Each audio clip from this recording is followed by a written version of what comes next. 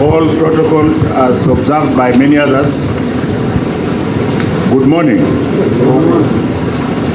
I want to start from a point of view of saying that I do hope that since most of the universities in this country have the position of Chancellor open because of the unnecessary bureaucracy in government, that the new government will expeditiously appoint chancellors to the many, many public universities that have no chancellors today. Mr. Chancellor, I want to start from the point of view of recognizing Professor Erastus Chuka, someone with whom I have worked for a long time, someone with whom I had a lot of respect until the time he joined politics. And I say so without any remorsefulness, because we must understand that in this country there are excellent technocrats like Chuka who have nothing to do in politics. And I want to say that I am not complimenting him because he's my friend. This university was started when I was the Vice Chancellor of the University of Nairobi, along with very many others. And you can see for yourself what Professor Chuka has done.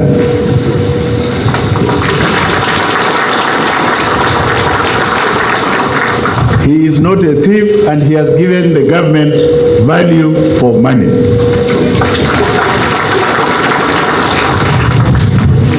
My second point, ladies and gentlemen, does Kenya need universities? What is a university in the first place? A university is not a glorified high school. A university is a university.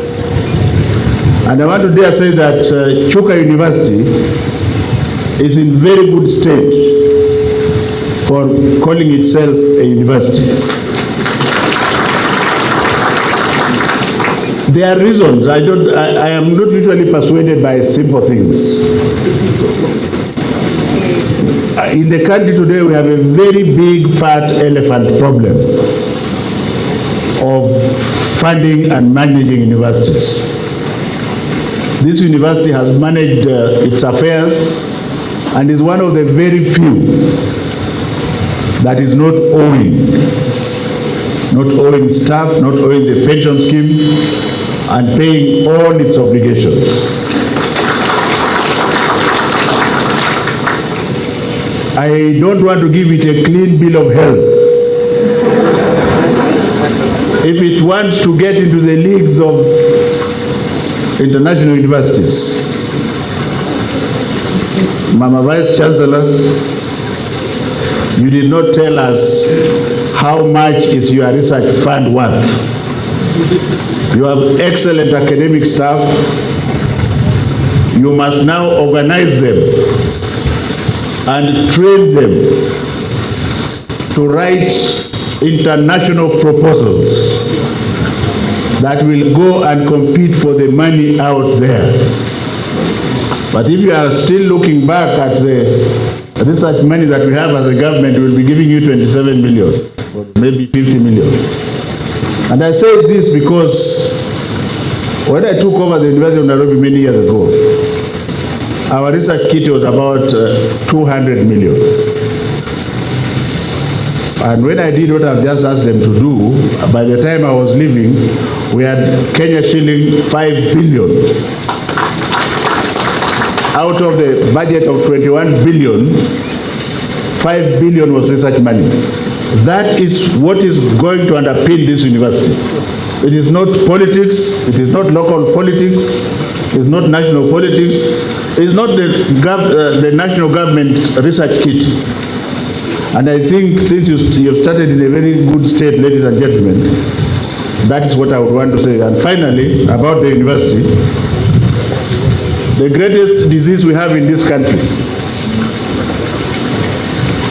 when a university is created in your area, all the villagers, all your friends, they bring their relatives for you to employ. A university, worth its salt, is determined by the number of professors and lecturers in that university. And therefore, Chuka is still not the best, but it's in the right direction. Most universities in Kenya have 30% academic staff, 70% non-academic staff. I am not against non-academic staff.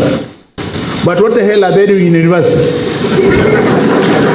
Because we have students and you must have teachers first, then the support staff. So Chuka with about 60 to 40 is not too bad, but the ideal is 70% academic staff to 30% non-academic staff. For example, you don't need to come to my office to make for me tea. What do I have hands for? Are we together? So this is not to pull you down, but just to say that you are on the right track and perhaps you should not apologize to anybody. The third thing I want to say about this university, and I want to start with the negative aspects of Kenyan universities. We have too many universities specializing in nothing. A university starts from the point of view of the problem that we are having in this country as a government. We cannot feed our population because of environmental factors. And maybe the scholars don't know that as we kneel down and pray money and preach money, you cannot eat money. As you cut down the trees and make charcoal, when you cut down the last tree and you dry the last river, it shall be too late for us to remain alive. So money is just a means to an end. In fact, money is like manure which is in the store, which is useless. So when I have been told that this university has focused on environmental conservation, I think you shall be blessed, because you have gone precisely where the government needs you. And it is not by mouth. I was telling Vice Chancellor Chuka that this generation is the Z generation. Because we have the millennial generation, which includes the likes of my son, who are about 30 years plus. We have a challenge of Kenyan nationhood. Why are we behaving like an indisciplined lot? Can somebody tell me why? Now I'm very happy because everybody has sat down and everybody is listening to me. But everybody was walking away, wengine wanaenda pandi, wengine wanaenda pandi. And then the VC was telling me, oh, maybe they are hungry, maybe they are going to see their parents. I said, that one is for somebody else, not for Magoha, son of Magoha. Because if you have come to your own graduation, there is nothing special about you. You will sit down and graduate or stay at home. And this is a Kenyan disease. And therefore my first charge to you is that I strongly believe, as graduates, ladies and gentlemen, that your parents have sacrificed for you. And I will pretend that I did not hear the Vice Chancellor saying that they have prepared you to go and be employed. Hiyo ni yake. This university should be preparing you to go and create jobs yourself. There are no blue-collar jobs. We are hungry. There is water stress. Who the hell is going to employ you? So I hope that as you are enskilling this graduate, Mama Vice Chancellor, don't just enskill them to go and get jobs. and skill them also to create jobs for themselves. And also, I didn't hear you saying that you are training them for beyond the boundaries. I don't mean Saudi Arabia, very firmly, but beyond the boundaries. That you can, now that the world is a small place, you can go and work anywhere else and remember to bring some money back home to support this economy. I think that's the way to go. But having said so, there's a much bigger problem with universities in this country. And I will speak without fear of favor.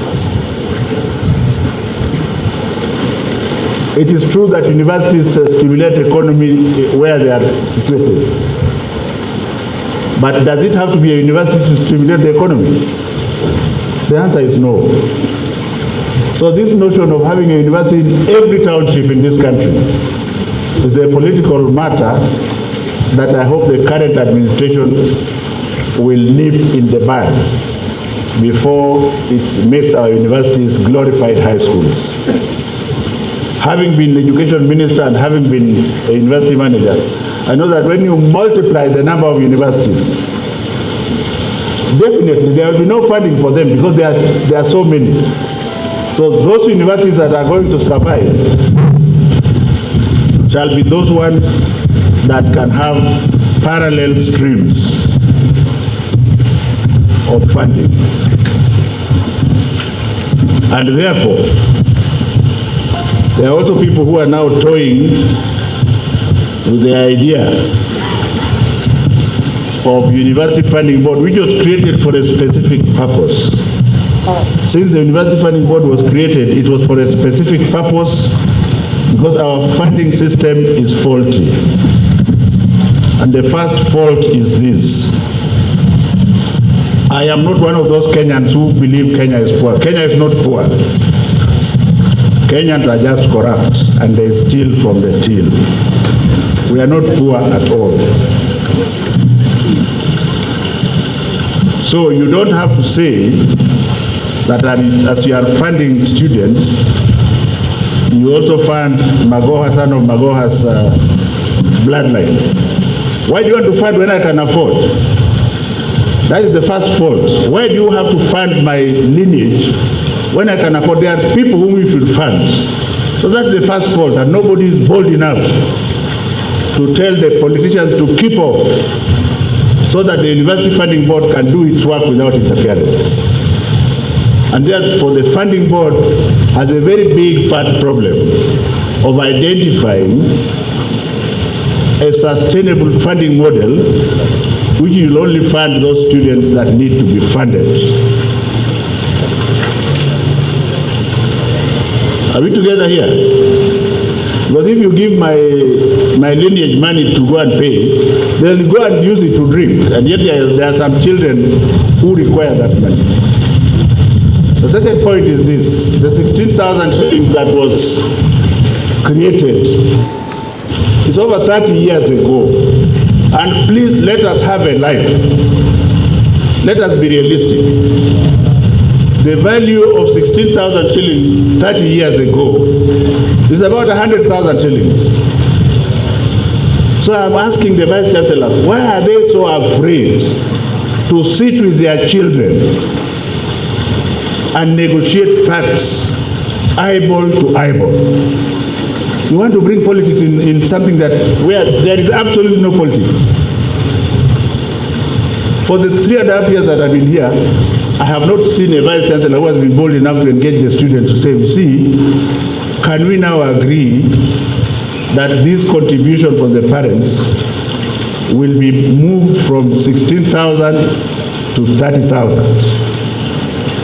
You don't bulldoze your way by saying you are going to take it to 48,000.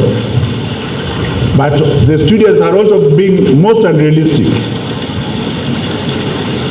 When I came and I was employed about that time, my salary was 6,000 shillings as a lecturer.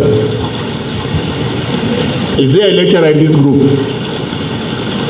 The salary is not 6,000 shillings. So can we get a life as Kenyans and be serious about protecting our universities? Because every university is saying, oh, extra funding. There is no more funding coming from the government, and let me tell you why. First of all, the government loves the basic education sector, and I can tell you why. There are about 14 million children there. So you don't touch them. And the government is already spending close to 30%, 25.9% of the budget on education. That's why I was telling my colleagues, don't go on strike now. Give this government time to settle down. Please give this government time to settle down. I'm not a politician and I don't care about politics. But I love my country. And I have relatives who also work in universities and everywhere. Give this government time to settle down before you start issuing demands. Hiyo pesa itatoka wapi? Oh, we want this percentage, we want this percentage. Why don't you allow the government to even sit down for a while so that they know that the seats are not very soft, they are hard seats. And then you can start engaging them. My last point is this: as we go into the unknown now, what is it that we as academic staff, including the new graduates, what is it that we can do in order to sustain our country in the pedestal that it is in? I said earlier that many people talk about God, but you and I know that very few people in Kenya believe in God. Because if they did, if the majority did, things would be different. When you give yourself totally to God and believe in Him, and He talks to you, then you don't have to be afraid of anything. You can actually get anything that you want. But we have the so-called churchgoers who go to church. After church, they go straight back to the bar. They come from the bar, they batter their wives. The children don't see them. Alafu wanasema Mungu asifiwe. So my message here today is that we have a challenge of nationhood, where you don't look at the top for leadership, look at yourself. The leadership must start with you as a person. Where you don't look at the top for leadership, look at yourself. The leadership must start with you as a person. That's very interesting. So, ladies and gentlemen, instead of boring you, my charge to the graduates is that don't sit at home. I have been to all parts of the world. As a Vice Chancellor, I visited over 300 universities across the whole world. Every job is important. Washing a toilet is important. Being a security guard is important. As long as you have money to keep your body and soul together and to help your family. I have seen so many Kenyans in Japan, in the US, in UK, in Australia, doing every job in this world. When they come here, they don't even want to be associated. You see, I'm a graduate. I was reading a few days ago. I'm a graduate of 1, 2, 3, but I'm working as a watchman. You are a stupid idiot. A watchman is a human being, and it is very respectful. I'm telling you, if I wasn't a minister and I wasn't a professor, and my wife had no food, I will do everything, including washing toilets, to make sure that she has food on the table. So can we respect every person working in this world, and let us stop respecting crooks and thieves who steal our money from government and become heroes of the society. I would like to salute my colleagues, the lecturers and professors, and also to tell them what I told the teachers last week. Stop valuing yourselves in terms of money. You are far much more precious than money. Who has told you that you are worth a few shillings? Mapambano can still be there, but stop valuing yourself, for heaven's sake, that you are worth. When I came back to work for my country,